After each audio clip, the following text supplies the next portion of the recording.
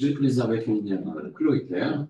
Chloé, tu es directrice générale de Nanner. Alors, Nanner, c'est une fintech créée en 2017 dont la spécialité est d'accéder à des données, de les transformer, de les enrichir et de les mettre à disposition d'acteurs publics et d'acteurs privés comme des assureurs, en particulier sur les 34 millions de bâtiments résidentiels en France. Notre autre pionnier est Louis Vollard. Louis, tu es directeur commercial et marketing de Descartes Underwriting. Descartes, créé en 2018, et est un spécialiste de l'assurance paramétrique, en particulier sur les risques climatiques et le cyber. Voilà. Alors pour rentrer dans le vif du sujet, on l'a déjà évoqué, disposer de données en quantité et de qualité, c'est bien sûr le socle de l'assurance dommage. Expliquez-nous comment chez Namer et chez Descartes, vous utilisez la donnée pour repousser la frontière de l'inassurabilité qui semble inexorablement progresser avec le changement climatique. Ouais. Donc chez Nemer, comme tu l'as dit, nous produisons des données au bâtiment. Et en fait, la particularité de travailler avec des données, c'est-à-dire qu'on peut vraiment travailler avec des données massives. Donc, tu l'as dit, 34 millions de bâtiments dont on est capable de décrire les morphologies, de décrire des contextes, des environnements, etc. Et donc de pouvoir travailler sur des grands chiffres, ce qui, évidemment, dans le domaine de l'assurance, est important de pouvoir avoir énormément de data points.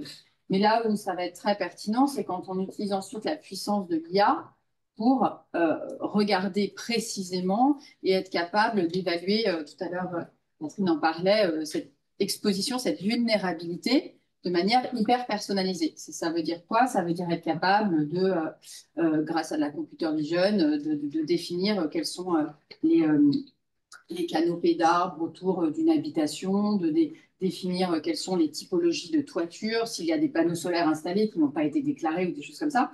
Et donc tout ça, en fait, cette puissance des données permet en fait d'être capable pour chaque habitation de la décrire parfaitement, ce serait un peu exagéré, mais en tout cas de la décrire très précisément à l'adresse. Et donc ça permet évidemment à tout assureur et toute équipe IARD de faire des modèles ultra précis, ultra personnalisés, alors qu'ils vont peut-être à l'encontre, tout à l'heure on voyait les modèles libéraux qui permettent vraiment de savoir pour chaque, dans le cas de l'habitation, de savoir exactement quelle vulnérabilité est en place.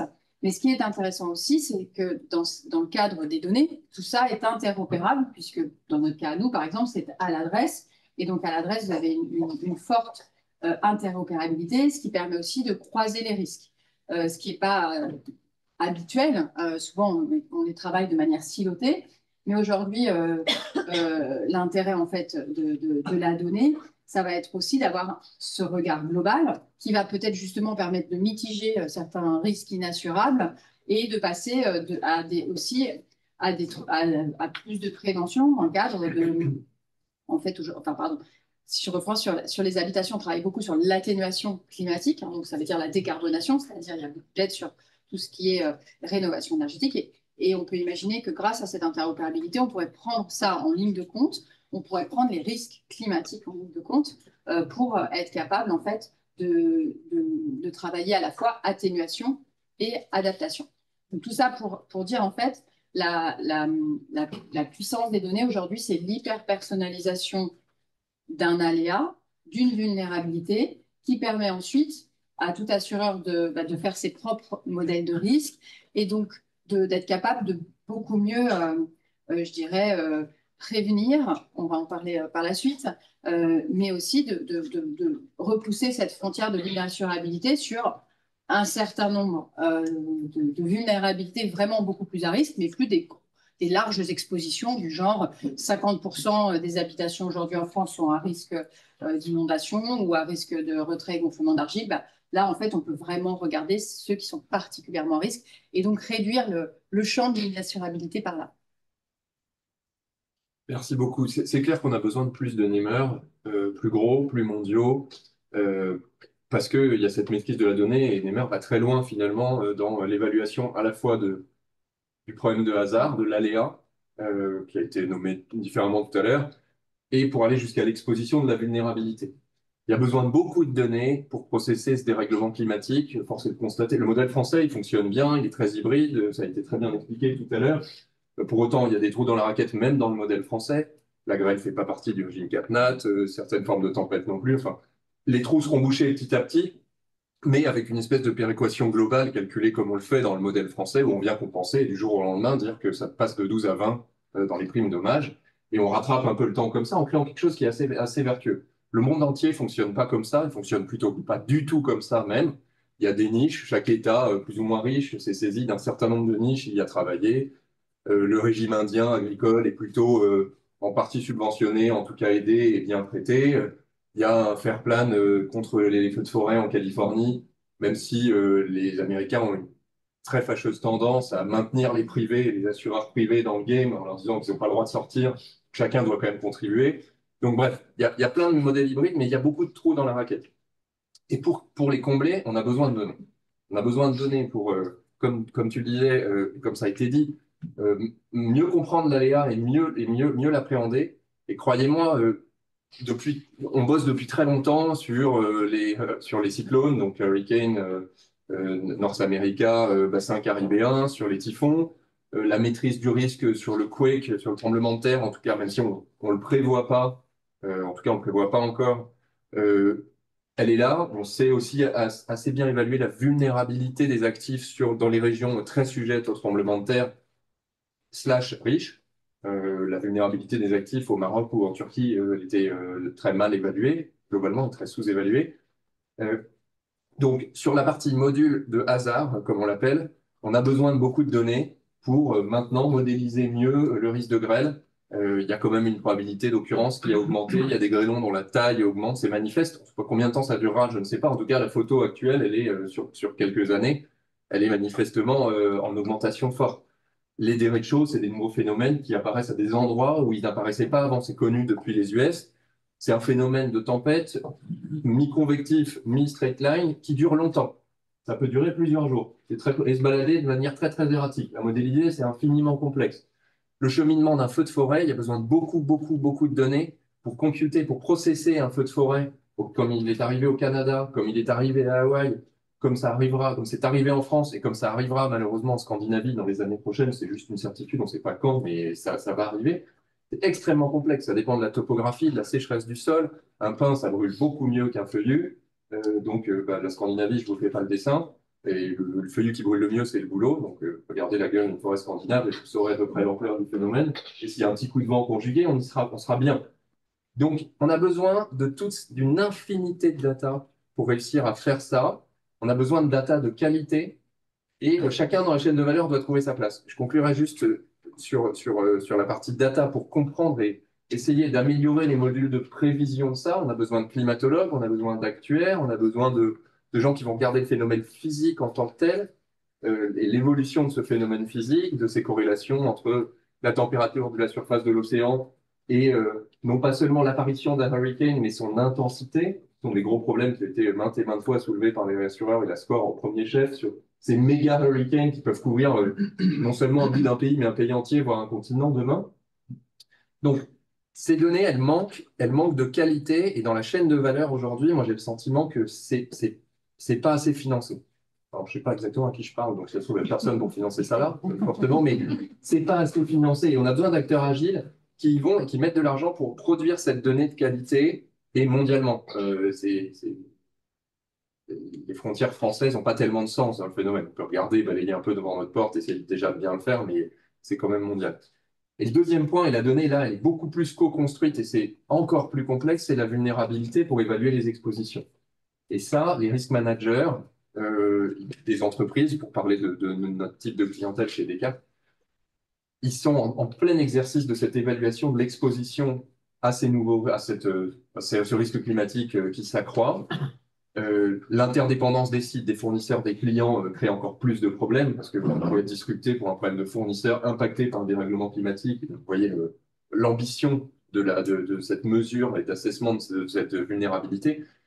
Mais si on regarde juste la hauteur de l'eau, l'inondation, c'est un phénomène très compliqué. Et savoir combien va me coûter 30 cm, 50 cm ou 1 mètre d'eau dans mon entrepôt, dans mon usine, ou sur la route qui y mène et qui empêche mes salariés de venir y travailler, c'est un exercice de titan qui est en train d'être fait par les risk managers, il faut les saluer là-dessus, aidés par des courtiers, aidés par des entreprises, mais il y a besoin de beaucoup d'aide. Et sans ça, on ne pousse pas les frontières de l'assurabilité, ça reste un pari géant.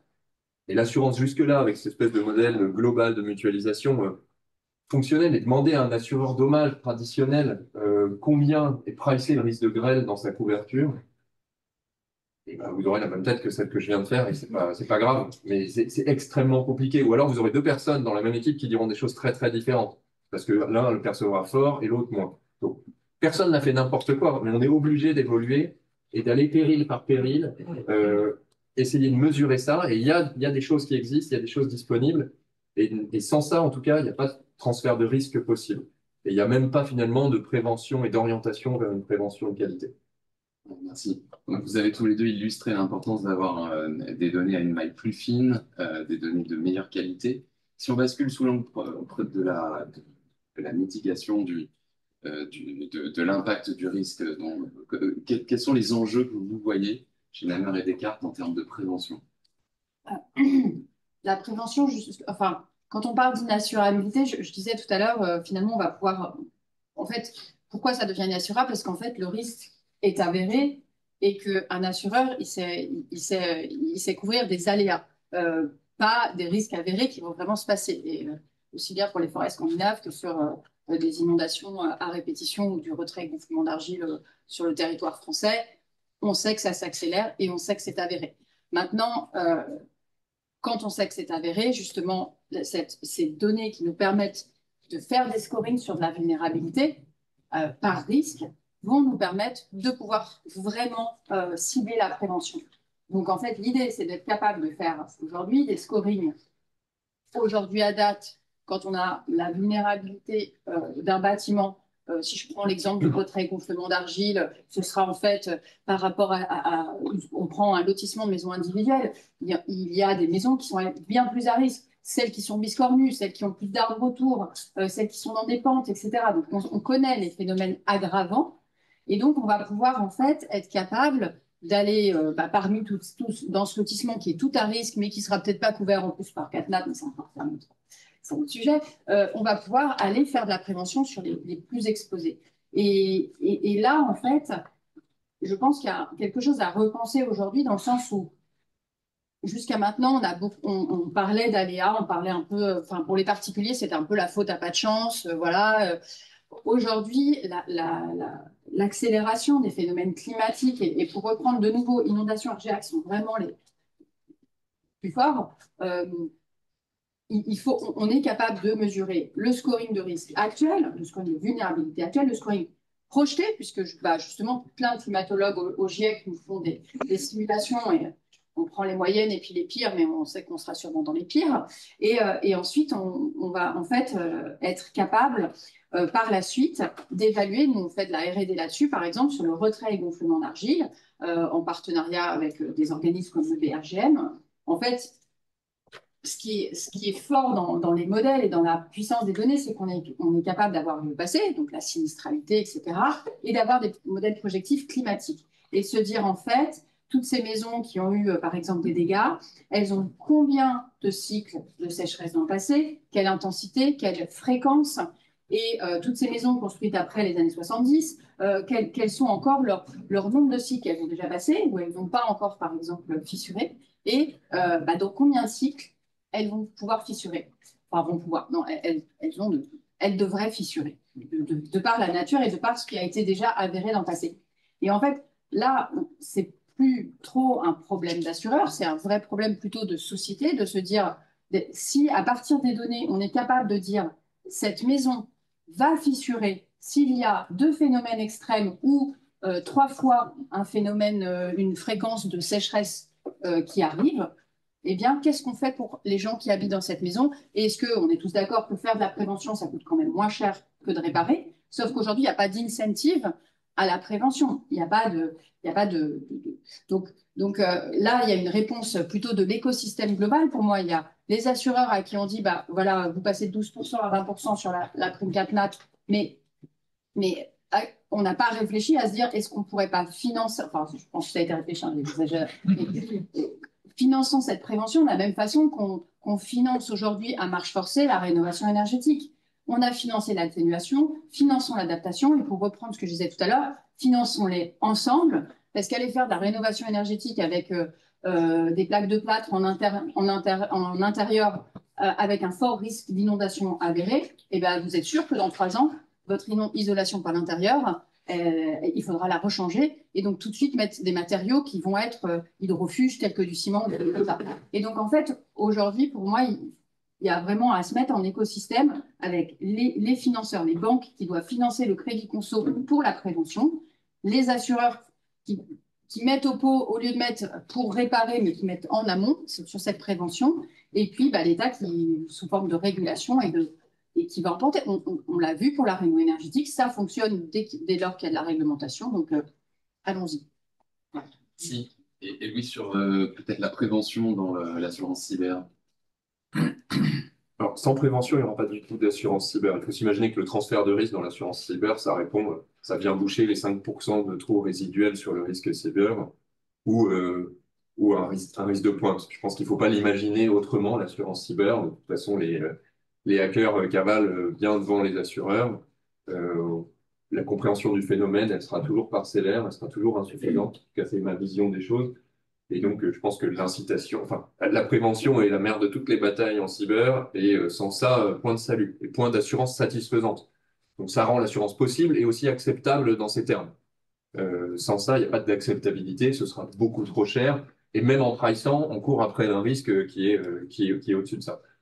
Le deuxième point, c'est que il ne faut pas voir l'assurance cyber et aucune forme d'assurance comme une couverture d'un risque systémique. Soyons pas étonnés que l'assurance cyber exclue de plus en plus une contamination par les logiciels que tout le monde utilise. Euh, Microsoft, Salesforce, pour citer deux grands que je pense l'essentiel d'entre nous avons à bord quelque part. Si ça passe par là, le monde entier sera à genoux. Donc le monde entier de l'entreprise pour Salesforce et le monde entier tout court pour Microsoft, si je fais simple. Donc je pense que là aussi, il faut s'imaginer, se mettre un peu dans les pompes des assureurs et comprendre qu'il y a certaines choses qui relèvent plus de leur ressort. Et là, on revient sur des notions de partenariat public-privé, d'hybridation, en tout cas de modèles qui doivent faire le job. Mais l'investissement et l'investissement, que ce soit l'investissement dans la prévention, que ce soit pour le cyber ou le risque climatique, c'est quelque chose de beaucoup plus accepté par l'entreprise, par le particulier. Il a l'impression d'investir chez lui beaucoup plus, croyez-moi, quand il paye des primes d'assurance. C'est un peu triste, mais le rapport à l'assurance, c'est quand même pas un rapport d'amour profond. Et donc globalement, mettre de l'argent chez vous en prévention pour rendre l'assurance plus acceptable, plus possible déjà, plus acceptable et potentiellement un petit peu moins cher, quelque chose de beaucoup mieux accepté. Quand on a dit ça, ça reste des investissements qui sont complexes à faire, à driver, mais je pense qu'en cyber, les choses avancent plutôt dans le bon sens. Et, euh, et si on devait à peu près décrire la façon dont le marché de l'assurance cyber fonctionne en France aujourd'hui, donc déjà, il faut s'imaginer que c'est 350 millions d'euros de primes, les primes d'assurance cyber en France entreprise. Face au risque, on peut s'imaginer que ça va pas peser lourd, hein. C'est certain que ça va pas fonctionner. Alors, il y a eu une bonne année, même si on mesure ça à court terme, alors que c'est un risque plus long terme quand même dans certains cas. Donc, ça peut pas suffire. Et les investissements, c'est 100 fois ça. Et c'est très bien. Les investissements en prévention, c'est 100 fois ça. Et ils sont faits majoritairement par les très grands groupes qui retrouvent une forme d'accès et d'assurabilité du risque cyber, des exclusions qui se réduisent, des franchises qui baissent, etc. Et les tout petits groupes qui ont besoin, des petites entreprises qui ont besoin de petites couvertures trouvent aussi, par les fintech, par les insurtech, des centres, mais pas seulement, accès. Le problème, et c'est à peu près toujours le cas en France, c'est que le TI n'est pas très bien traité, n'a pas un très bon accès, n'a pas forcément assez investi, et que c'est ces entreprises qu'on doit faire et qu'on veut faire grandir.